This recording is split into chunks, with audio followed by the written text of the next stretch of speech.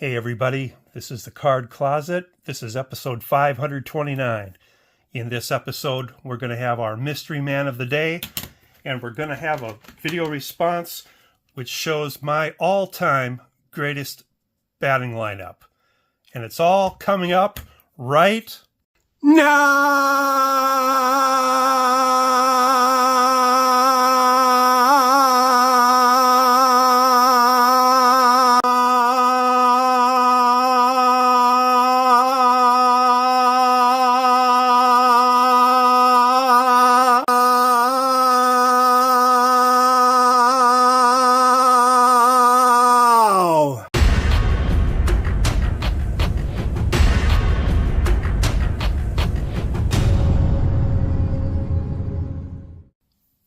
All right, hey everybody, thanks for joining me in the Card Closet. Let's get started right away here. We got a lot of cool stuff to show.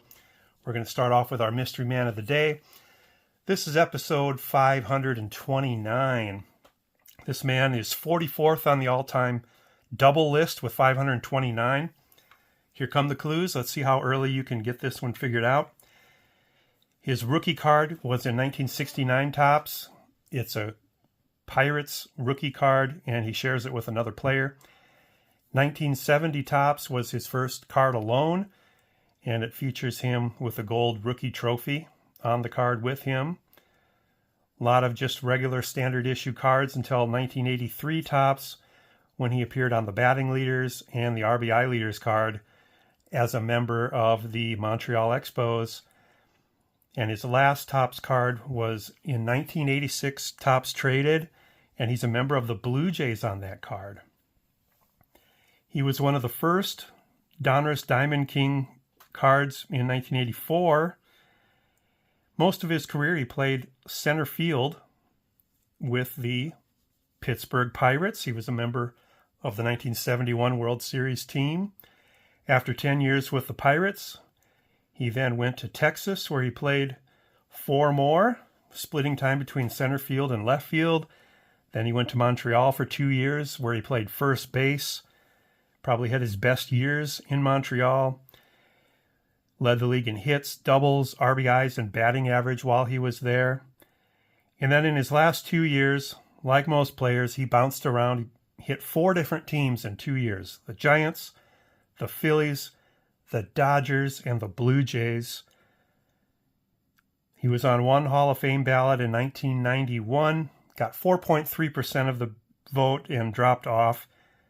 3 times he's appeared on the Veterans Committee ballot, 2007, 2009, 2011. The most he's ever received there is 17%.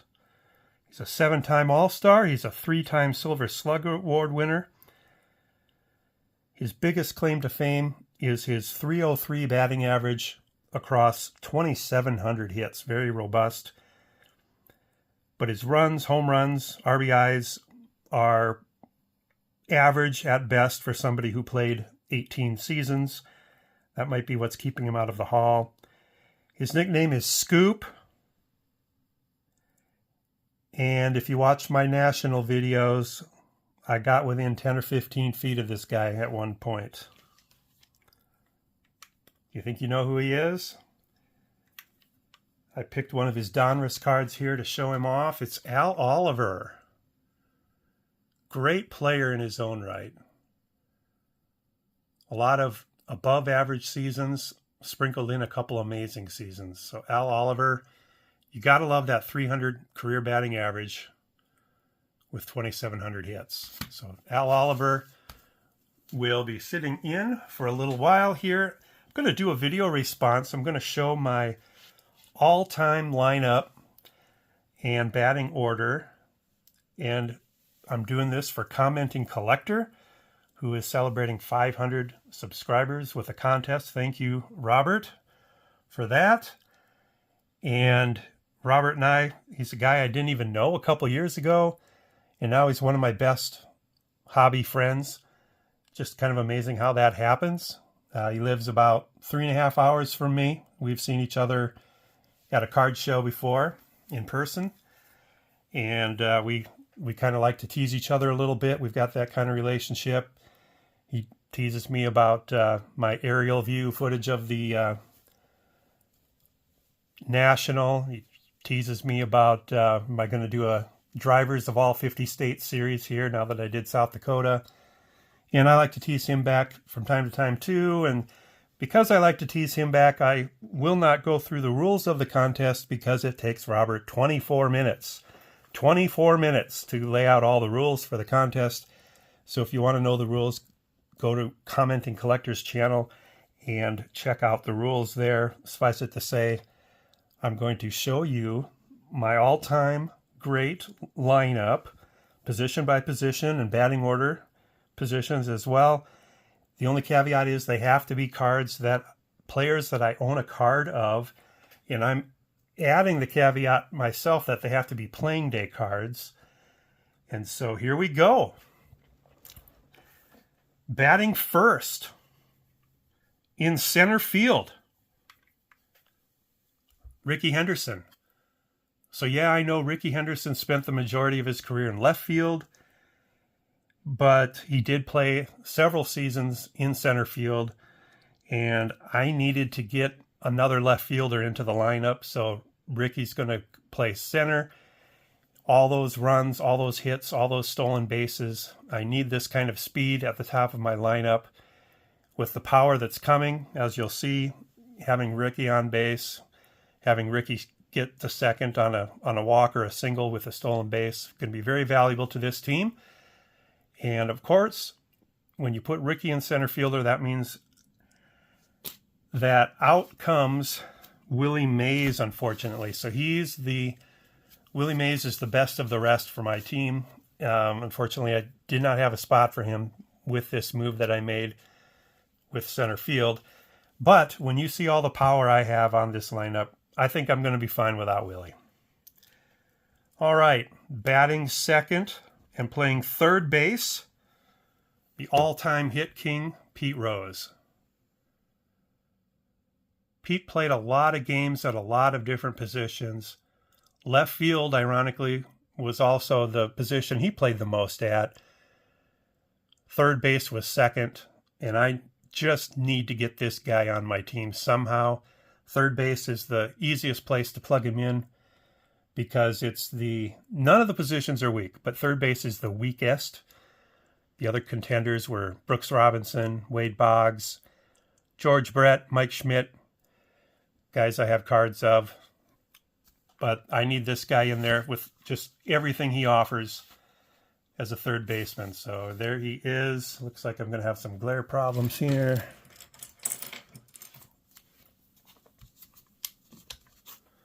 All right, Pete Rose, third base. Batting third and playing in right field, the longtime home run king, Hank Aaron.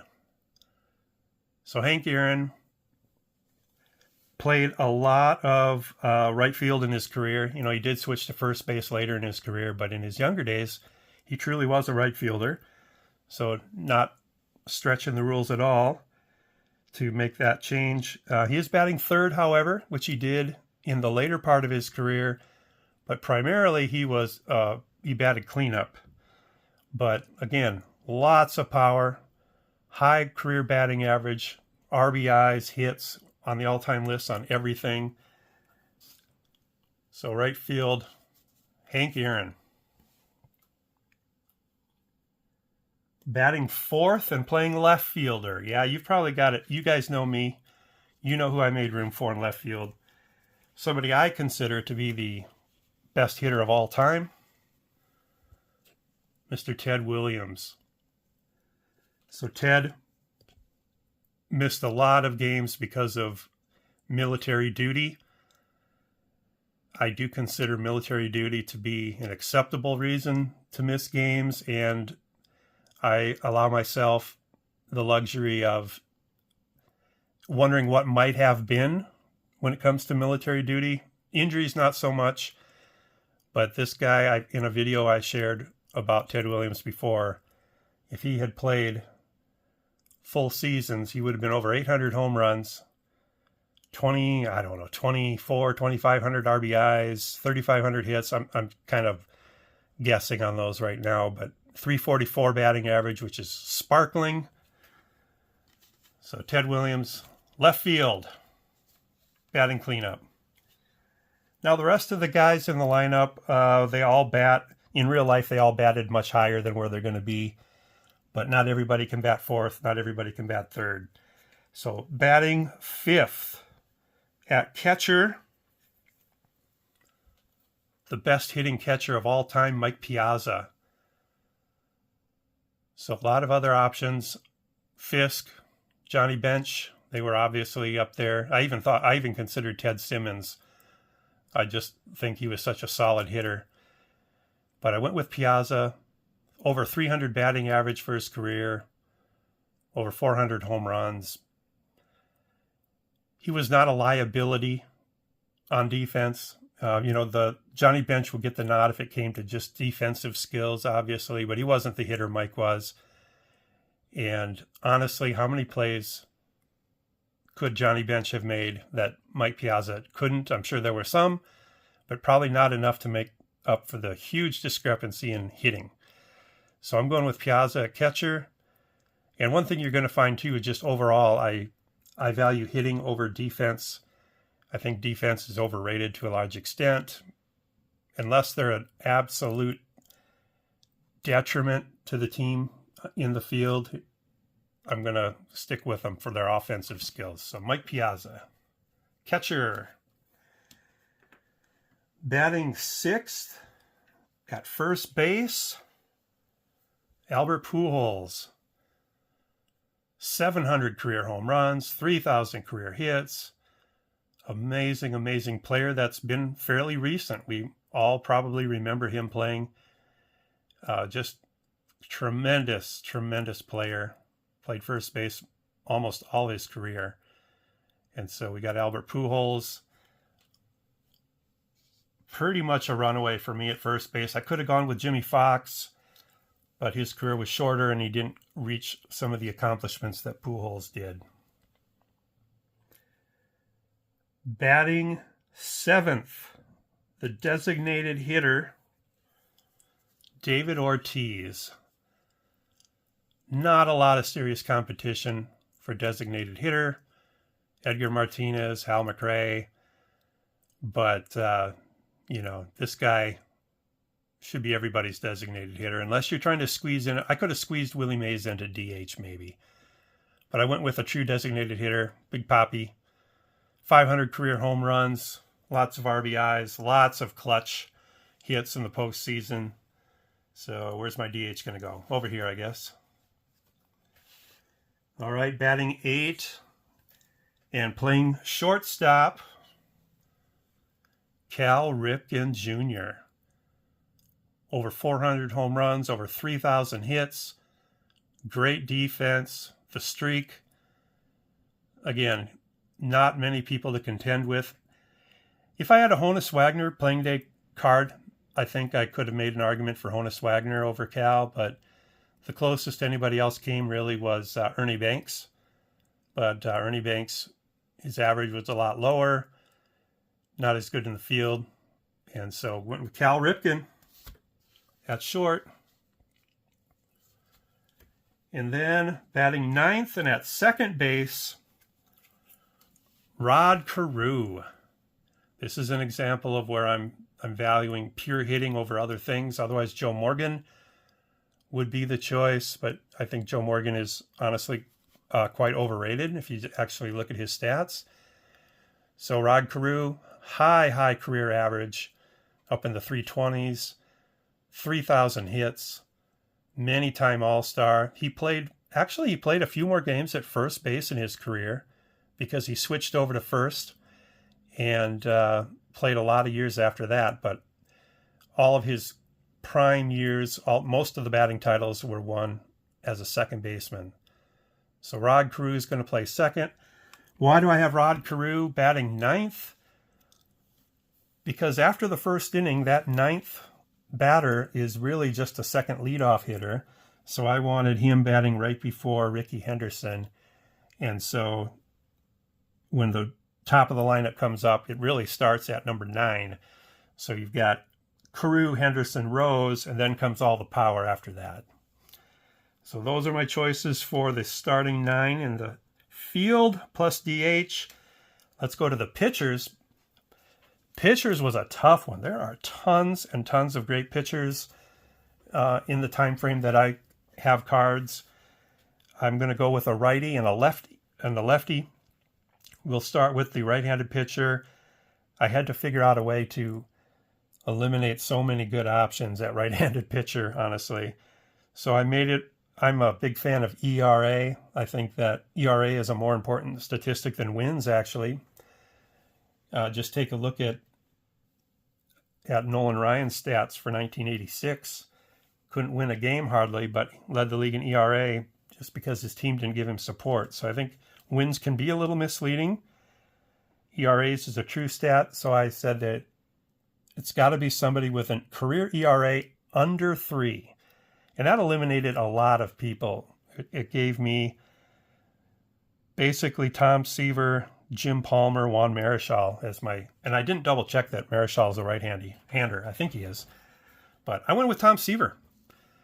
And the reason he gets the nod over the others, he has a much better career winning percentage.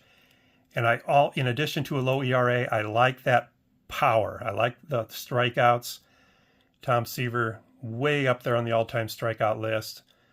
And as you can see here, most consecutive seasons of 200 or more strikeouts. Tom Seaver, very intimidating on the mound. Very low career ERA. I, of course, would have gone with earlier players if I had their cards, but I didn't. Also, with going back to Rod Carew, Rogers Hornsby probably would have been my choice if I had a playing day card of him. And then for the left-handed pitcher, starting pitcher, Lefty Grove, Sandy Koufax, Steve Carlton, those were the big 3 that I was considering.